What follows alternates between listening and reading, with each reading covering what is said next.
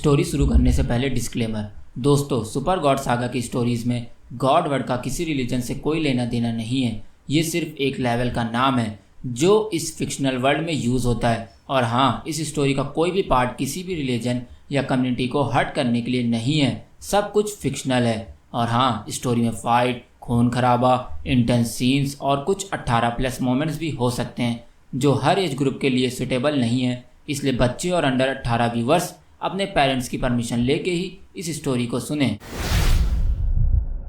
इधर अब तक स्पेस में वो डिवाइन क्रैक अब पूरी तरह ओपन हो चुका था, जिसके बाद एक जाइंट गोल्डन डोर हवा में रोटेट करता हुआ स्लोली स्टेबल हो गया। उसके आसपास मिलियन लाइट पार्टिकल्स डांस कर रहे थे, जैसे यूनिवर्स खुद उस मोमेंट को सल्यूट कर रहा हो। और वहीं जीन यूनिवर्स के सभी वॉरियर्स, गॉड्स और ह्यूमंस दूर दूर तक उस ग्लोइंग दरवाजे को देखकर चुप हो गए थे और समझने की कोशिश कर रहे थे कि आखिर ये सब हो क्या रहा है। और वहीं इधर ग्राउंड पर वीर खड़ा था और उसके पास बारबी भी आके खड़ी हो गई थी। और इस वक्त दोनों के आसपास हल्की गोल्डन विंड घूम रही थी। खैर, इधर वीर ने एक गहरी सांस ली और फिर हल्की मुस्कुराहट के साथ बोला, चलो बारबी, अब टाइम आ गया है सबसे मिलके स्कॉर्पियस यूनिवर्स चलने का। वीर कहता है, जिसके बाद सबसे पहले दोनों कियांश और शनाया के पास गए। कियांश ने जैसे ही अपने फादर को देखा, उसकी आंखों में रिस्पेक्ट और इमोशन दोनों चमक उठे। और फिर उसने वीर से कहा, डैड, सच कहूँ तो अभी से मिस कर रहा हूँ मैं आपको। कियांश कहता है, और वहीं ये सुन के वीर ने उसके सर पर हाथ रखा और बोला, मुझे पता है बेटा, तुम मुझसे बहुत प्यार करते हो, लेकिन याद रखना, अब तुम इस यूनिवर्स के प्रोटेक्टर हो, सेकंड ह्यूमन गॉड हो। और हाँ, तुम्हारे पास सब है और सब तुम पर भरोसा करते हैं। और भले ही मैं तुम्हारे साथ नहीं रहूँगा, लेकिन मेरी पावर्स, मेरे सिखाए तरीके और एक डैड का आशीर्वाद हमेशा तुम्हारे साथ रहेगा। और हाँ, कभी भी कोई भी ज़रूरत हो तो मेरे दोस्तों और मेरी टीचर से मदद ले लेना। और जल्द से जल्द अगला ह्यूमन गॉड भी तैयार करो। और हाँ, रूहानी का खूब ध्यान रखना, और अलोरा का भी, और बाकी सब का भी, किसी को भी कोई कमी ना हो, ये बात याद रखना चीकू। वीर चीकू को ये सारे काम सौंप देता है और फिर उसे गले लगाने के बाद शनाया की तरफ देखता है। और वहीं वीर को देखकर शनाया ने थोड़ा इमोशनल होकर कहा, फादर इन लॉ, ख्याल रखिएगा अपना भी और बारबी का भी। शनाया कहती है, और वहीं ये सुन के वीर ने मुस्कुरा कर कहा, ओके शनाया बेटा, समझ गया मैं। लेकिन अब जब तुमने मुझसे ये कहा है तो मैं भी ये कहना चाहता हूँ कि तुम भी मेरे बेटे चीकू का ध्यान रखना। और हाँ, उसे गलत काम करने से रोकना और उसे मुझसे भी अच्छा ह्यूमन गॉड बनाना तुम्हारा काम है शनाया बेटा, वीर कहता है। और वहीं ये सुन के शनाया मुस्कुराते हुए हाँ में सिर हिला देती है। और फिर इसके बाद वीर और बारबी ईशा के पास गए। ईशा अपनी काम एक्सप्रेशन के साथ उन दोनों को देख रही थी, लेकिन आंखों में एक छुपी सी चिंता थी। इसलिए वो कहती है, वीर तुम जा रहे हो तो जीन यूनिवर्स एक बार फिर तुम्हें मिस करेगा। ईशा कहती है, और वहीं वीर ने मुस्कुरा के कहा, मिस करने का वक्त नहीं होगा टीचर, कियांश और आप दोनों हो ना यहाँ, अब तुम लोग मेरे बिना भी इस जगह को सेफ रख सकते हो, वीर कहता है। और वहीं ये सुन के ईशा ने हल्की सी मुस्कुराहट के साथ बोला, ठीक है वीर, अब जाओ तुम, स्कॉर्पियस यूनिवर्स तुम्हारा इंतज़ार कर रहा है, और बारबी का भी, ईशा कहती है। जिसके बाद फिर दोनों लोग क्रैब गॉड, रहीजा फैमिली और पुराने फ्रेंड्स के पास गए। हर कोई इमोशनल था, लेकिन वीर का कॉन्फिडेंट ऑरा सबको थोड़ा शांत कर रहा था। खैर, इधर क्रैब गॉड ने बोला, तू जा रहा है वीर, लेकिन वापस आना भूल मत जाना। और हाँ, जल्द से जल्द क्राइनॉक्स को हराने के लिए पावरफुल बन जा, क्रैब गॉड कहता है। और वहीं ये सुन के वीर ने हंसते हुए कहा, मैं वापस आऊँगा, लेकिन तब जब सब कुछ बदल चुका होगा, मतलब जब मैं क्राइनॉक्स को हरा लूँगा तब, वीर कहता है। और वहीं बारबी भी हर एक को दिल से गुड बाय कह रही थी। सब ही उसे ब्लेस कर रहे थे, जिसके बाद उसके आसपास एक डिवाइन ग्लो और भी ज़्यादा बढ़ रहा था। खैर, इधर जब तक बारबी सबसे मिल रही थी, उतनी ही देर में वीर अपने मॉम और डैड से भी मिल के आ जाता है और अपनी छोटी बहन अनुजा से भी मिल लेता है। खैर, ये सब अभी आपस में बात कर ही रहे थे कि तभी आसमान एकदम से चमक उठा। डिवाइन डोर के नीचे से एक गोल्डन एनर्जी बीम निकलकर ग्राउंड तक आई और धीरे धीरे शेप लेने लगी। और फिर देखते ही देखते कुछ सेकंड्स में उस बीम ने एक मैसिव गोल्डन सीढ़ी का रूप ले लिया, जिसके बाद हर स्टेप के साथ वाइब्रेशन और प्रेशर हवा में महसूस होने लगा। एनर्जी इतनी तेज थी कि आसपास के वॉरियर्स ऑटोमेटिकली पीछे हट गए और घुटनों पर आ गए प्रेशर से। और वहीं बारबी ने दरवाजे की तरफ देखा और धीरे से बोली, डैड, ये वही सीढ़ी है ना जैसे शकार ग्रह जाते वक्त बनी थी? बारबी कहती है। और वहीं वीर ने उसकी तरफ देखा और फिर सिर हिलाकर बोला, बिल्कुल वही तरह है ये, पर इस बार ये सिर्फ एक ग्रह का रास्ता नहीं है, बल्कि ये दूसरे यूनिवर्स जाने का रास्ता और एक परीक्षा है, वीर कहता है। जिसके बाद दोनों ने एक साथ एक दूसरे की तरफ देखा और मुस्कुरा दिया। और वहीं डोर अब रेडी था और सीढ़ी अपनी प्योर पावर के साथ उन्हें बुला रही थी। खैर, इधर गोल्डन सीढ़ी अब पूरी तरह एक्टिवेट हो चुकी थी। हर स्टेप से एक वाइब्रेशन निकल रही थी, जैसे वो किसी लिविंग एंटिटी का हिस्सा हो। उसके आसपास हवा क्रैक कर रही थी, पार्टिकल्स हवा में डांस कर रहे थे और हर सेकंड एनर्जी का प्रेशर और इंटेंस होता जा रहा था। हालांकि तभी वीर ने बारबी की तरफ देखा। उसकी आंखों में हल्का सा स्पार्कल था, लेकिन साथ ही थोड़ी सी नर्वसनेस भी। इसलिए वीर ने उसका हाथ पकड़ा और काम टोन में बोला, डरने की ज़रूरत नहीं है बारबी, ये रास्ता सिर्फ उनके लिए खुलता है जिनके अंदर प्यूरिटी और डिवाइन विल दोनों होती है। और हाँ, ये मत भूलो, ये डिवाइन डोर तुम्हारी वजह से ही खुला है, वीर कहता है बारबी से। और वहीं ये सुन के बारबी ने हाँ में सिर हिलाया और बोला, ठीक है डैड, मैं समझ गई, इसलिए अब मैं रेडी हूँ डैड, बारबी कहती है। जिसके बाद उन दोनों ने एक साथ पहला कदम रखा और फिर बस जैसे ही वीर का पैर सीढ़ी पर पड़ा, एक हैवी ग्रेविटेशनल पुल उन दोनों पर पड़ने लगा। स्पेस डिस्टॉर्ट होने लगा, हवा में कुछ सेकंड्स तक साइलेंस छा गया और फिर एक लाउड वाइब्रेशन पूरे एरिया में गूंज उठी। और वहीं हर स्टेप पर वीर को महसूस हो रहा था जैसे ग्रेविटी और प्रेशर बढ़ रहा हो। और हाँ, हर एक कदम आगे बढ़ने के लिए उसे अपनी एनर्जी शील्ड को एक्टिवेट करना पड़ रहा था। और वहीं बारबी के आसपास भी उसके इवॉल्व होने के बाद का डिवाइन ऑरा चमक रहा था, लेकिन प्रेशर इतना था कि उसके पैर हल्की सी वाइब्रेशन के साथ फ्लोर में धंसने लगे थे। इसलिए वीर ने तुरंत अपने लेफ्ट हैंड से एक छोटा एनर्जी फील्ड जनरेट किया जो बारबी के आसपास आ गया। और फिर वीर ने बोला, कॉन्सेंट्रेट करो बारबी, एनर्जी को अंदर अब्जॉर्ब करो, उसके अगेंस्ट मत जाओ, ये सीढ़ी तुम्हें टेस्ट कर रही है, वीर कहता है। और वहीं ये सुन के बारबी ने आंखें बंद की और धीरे से अपने हाथ से एनर्जी वेव्स को महसूस करने लगी, जिसके बाद धीरे धीरे उसके आसपास की वाइब्रेशन कंट्रोल होने लगी और अब दोनों एक एक स्टेप आगे बढ़ने लगे। हर कदम के साथ सीढ़ी से गोल्डन स्पार्क्स निकल रही थी, जैसे हर एक स्टेप पर उनके एग्जिस्टेंस का प्रूफ दिया जा रहा हो। और वहीं आसपास के लोग, कियांश, शनाया, ईशा, रहेजा फैमिली, वीर के फ्रेंड्स, पेट्स, स्पिरिट्स, ह्यूमंस और पूरा जीन यूनिवर्स ये नज़ारा देख रहा था। और हाँ, इन सब के लिए ये पल किसी डिवाइन मूवी से कम नहीं था। खैर, इधर जब वीर और बारबी ने 5वां स्टेप चढ़ा तो एक ब्लाइंडिंग फ्लैश निकला, जिसके बाद स्पेस में थंडर क्रैक हुआ और फिर कुछ सेकंड्स के लिए पूरा आसमान फेड आउट हो गया। और हाँ, एनर्जी का लेवल अब अवेकेंड गॉड लेवल के बराबर था। इसलिए नॉर्मल वॉरियर्स अगर 10 किलोमीटर तक भी पास होते तो तुरंत अनकॉन्शियस हो जाते। खैर, इधर वीर ने थोड़ा सा मुस्कुराते हुए कहा, लगता है स्कॉर्पियस यूनिवर्स भी हमारा पेशेंस टेस्ट कर रहा है, वीर कहता है।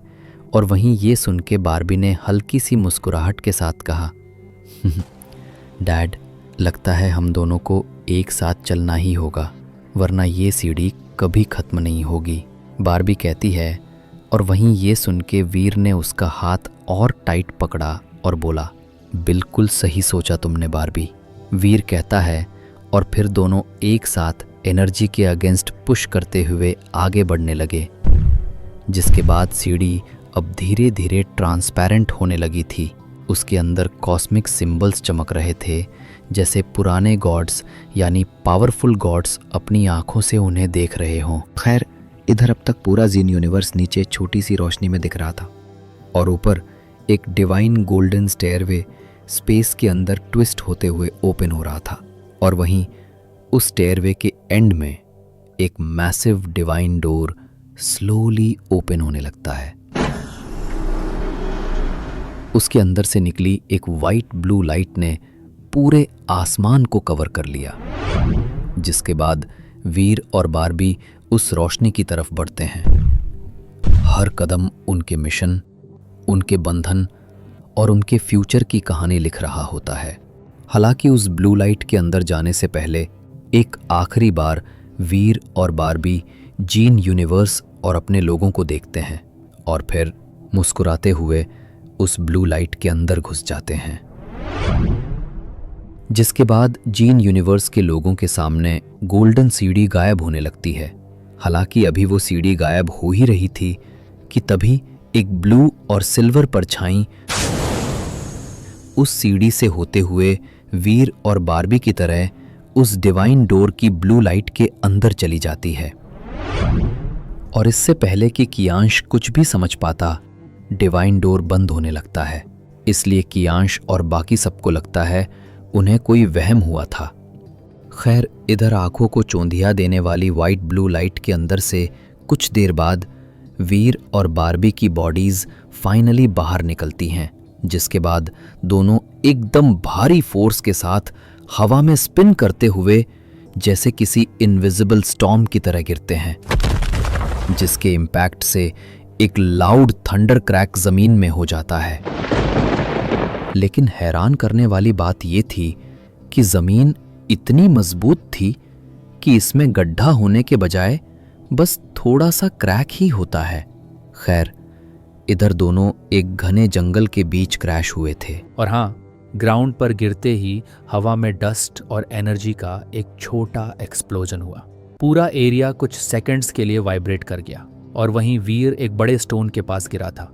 उसके आर्मर में क्रैक्स पड़ चुके थे और उसके कंधे और चेस्ट से हल्की ब्लू डिवाइन एनर्जी लीक हो रही थी और खून भी धीरे धीरे निकल रहा था। और वहीं हवा में बर्न्ट मेटल की स्मेल थी और आसपास के पेड़ उनके इम्पैक्ट से जले हुए लग रहे थे। हालांकि तभी कुछ सेकंड्स के लिए सब कुछ शांत हो जाता है और फिर सिर्फ एक नदी या वाटरफॉल की आवाज़ आसपास की हवा में गूंज रही थी, शांत लेकिन गहरी, जैसे कोई पुराना जंगल सांस ले रहा हो। और वहीं वीर ने अपनी आंखें धीरे से खोली। उसका सिर अभी भी घूम रहा था। उसने हल्का सा उठने की कोशिश की, लेकिन जैसे ही उसने मूव किया उसके हाथ से थोड़ा ब्लड निकल आया और फिर उसने दर्द में होते हुए कहा, ओह, लगता है इम्पैक्ट ज्यादा था, वीर ने दर्द भरे टोन में कहा। और फिर अपना हाथ चेस्ट पर रखते हुए उसने आसपास देखा और फिर उसे नजर आया कि आसपास जमीन पर ग्लोइंग ग्रीन मॉस था जो अपनी रोशनी से पूरा एरिया लाइट कर रहा था। और वहीं आसपास के पेड़ मेटालिक सिल्वर ट्रंक्स के थे और उनके पत्तों से हल्की ब्लू लाइट निकल रही थी, जिससे पता चलता है कि यह डेफिनेटली कोई नॉर्मल जंगल नहीं था, बल्कि यह स्कॉर्पियस यूनिवर्स के किसी प्राइमल जोन का पार्ट लग रहा था। इसलिए ये समझकर वीर ने अपनी सांसें संभालने की कोशिश की और फिर धीरे से बोला, लगता है हम किसी जंगल जोन में क्रैश हुए हैं। लेकिन एक सेकेंड, बार्बी कहाँ है? वीर कहता है। हालांकि अभी उसके मुंह से हल्की सी आवाज निकली ही थी कि तभी पीछे से एक छोटी सी आवाज आई, डैडी आप ठीक हो? बार्बी बोलती है, जिसके बाद वीर ने तुरंत पलट कर देखा और फिर ऐसा करते ही उसके चेहरे का एक्सप्रेशन शॉक में बदल गया और हाँ, ऐसा इसलिए था कि वीर के सामने बारबी खड़ी तो थी, लेकिन अब वो एक 24 साल की लड़की नहीं बल्कि 3 साल की छोटी बच्ची बन चुकी थी। और वहीं उसके बाल अब थोड़े छोटे और हल्के से कर्ल वाले हो गए थे और उसके चेहरे पर वही इनोसेंट ग्लो था जैसा पहले हुआ करता था। लेकिन सबसे अजीब बात यह थी कि उसके आसपास अब भी एक पावरफुल डिवाइन ऑनरा था, बिल्कुल एक रियल गॉड जैसा। खैर, इधर वीर ने हैरानी भरे टोन में कहा, भाभी ये क्या, तुम बच्ची के फॉर्म में क्यों हो? वीर सवाल करता है और वहीं ये सुन के बारबी ने अपने छोटे हाथों से अपना आर्मर टच करते हुए कहा, डैड मुझे नहीं पता ये कैसे हुआ। हालांकि मुझे इतना पता है कि जैसे ही हम उस डिवाइन डोर की ब्लू लाइट से निकले, मेरी बॉडी एकदम से छोटी होने लगी और एक 3 साल की बच्ची के फॉर्म में आ गई। हालांकि तब से मैं ट्राई भी कर रही हूँ वापस बड़ी होने का, लेकिन हो ही नहीं पा रही। पता नहीं कैसे हो गया ये सब डैडी। बारबी ने अपनी प्यारी सी आवाज़ में ये सब वीर को बताया। और वहीं ये सुन के वीर ने उसके पास जाने की कोशिश की, लेकिन दर्द ने उसे रोक दिया। इसलिए वीर ने लेटे लेटे पूछा, बारबी तुम्हें कहीं चोट तो नहीं लगी है? वीर सवाल करता है और वहीं ये सुन के बारबी ने सिर हिलाकर कहा, नहीं डैडी, मैं बिल्कुल ठीक हूँ और मेरी पावर्स भी अभी तक सेम हैं। देखिए। ये कहते हुए बारबी ने अपनी छोटी उंगली से एक छोटी डिवाइन फ्लेम निकाली जो हवा में फ्लोटिंग बटरफ्लाइज की तरह चमक उठी। और वहीं ये देखकर वीर ने थोड़ा सा रिलैक्स करते हुए कहा, इसका मतलब तुम्हारा एनर्जी कोर स्टेबल है और ये फॉर्म टेम्परेरी भी हो सकता है और ये भी हो सकता है शायद स्कॉर्पियस यूनिवर्स का एनवायरनमेंट तुम्हारे इवॉल्व स्टेज के साथ कॉन्फ्लिक्ट कर गया हो। वीर अंदाज़ा लगाते हुए कहता है और वहीं ये सुन के बारबी ने थोड़ा कंफ्यूज्ड एक्सप्रेशन के साथ पूछा, डैडी यानी मुझे कुछ टाइम तक ऐसे ही रहना पड़ेगा? बारबी कहती है और वहीं वीर ने थोड़ा सा हंसी के साथ कहा, लगता तो ऐसा ही है लिटिल रियल गॉड। वीर कहता है और वहीं ये सुन के बारबी ने क्यूट सा पाउट बनाया और बोली, डैडी। बारबी कहती है और वहीं ये सुन के वीर मुस्कुराने ही वाला था कि तभी हवा में अचानक से शार्प वाइब्रेशन हुई। जंगल के एक कोने से कुछ टूटने की आवाज़ आई। ग्राउंड थोड़ा सा हिला और फिर हवा में एक पावरफुल बीस्ट की दहाड़ गूंज उठी। और वहीं वीर ने अपने सेंसेस शार्प किए। उसने अपना हाथ ज़मीन पर रखा, जिसके बाद एक हल्की ब्लू रिंग एनर्जी के रूप में फैली। और फिर वीर ने धीरे से कहा, बारबी सतर्क हो जाओ, कुछ आ रहा है हमारी तरफ। वीर कहता है और वहीं ये सुन के बारबी ने भी अपने छोटे हाथ में अपनी छोटी सी लौकी दिखने वाली चीज़ को समन कर लिया। और वहीं इधर देखते ही देखते उन दोनों के आसपास की हवा हैवी होने लगी और फिर एकदम से कदमों की आवाज़ जंगल के अंदर से गूंजने लगी, जिसके बाद पहले तो धुंध में कुछ परछाइयाँ दिखाई दी और फिर धीरे धीरे वो कदम और क्लियर होने लगे, जैसे कुछ हैवी फुटस्टेप्स, जैसे मेटल और स्टोन दोनों से बने क्रिएचर्स उनकी तरफ आ रहे हों। और वहीं ये महसूस करके वीर ने अपनी आंखें नैरो करते हुए कहा, लगता है स्कॉर्पियस यूनिवर्स ने हमें वेलकम करने के लिए किसी को भेज दिया है। वीर कहता है और फिर उठने की कोशिश करता है, लेकिन वीर की बॉडी इस वक्त बहुत ज़्यादा घायल हो गई थी क्योंकि ब्लू लाइट के अंदर उससे कोई चीज़ टकराई थी, लेकिन वो क्या थी वीर को पता नहीं चला था। खैर, इधर वीर चाह कर भी उठ नहीं पा रहा था। और वहीं बारबी ने अपनी ग्लोइंग आंखों से जंगल के अंधेरे में झांकते हुए कहा, डैडी लगता है कोई बड़ा ग्रुप आ रहा है। बारबी कहती है और फिर उसी पल एक तेज दहाड़ ने पूरे जंगल का साइलेंस तोड़ दिया। और फिर देखते ही देखते आसपास के पेड़ हिलने लगे। हवा में मेटालिक डस्ट फैल गई और फिर उन दोनों के सामने जंगल के अंधेरे में कुछ बड़ी परछाइयां हिलते हुए दिखने लगीं। और हाँ, वो परछाइयां धीरे धीरे उन्हीं की तरफ बढ़ रही थी।